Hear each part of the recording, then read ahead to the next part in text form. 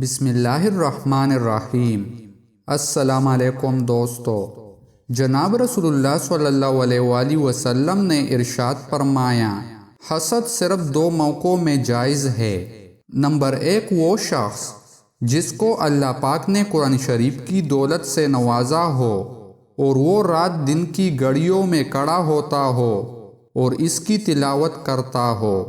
دوسرا، وہ شخص جس کو اللہ تعالیٰ نے مال و دولت کی نعمت عطا کی اور وہ رات دن اس مال کو اللہ کی راہ میں خرچ کرتا ہو۔ دوستو، حسد کے معنی ہے کسی شخص کو عیش و آرام میں دیکھے اور اس کی نعمتوں کے زوال یعنی ختم ہونے کی تمنا کرے۔ یہ حرام ہے۔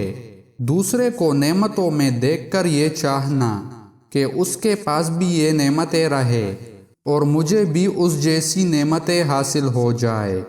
دوستو، مزید اسلامک ویڈیوز دیکھنے کے لیے ہمارے چینل کو سبسکرائب کریں اور ویڈیو کو لائک اور شیئر کریں۔ جزاک اللہ۔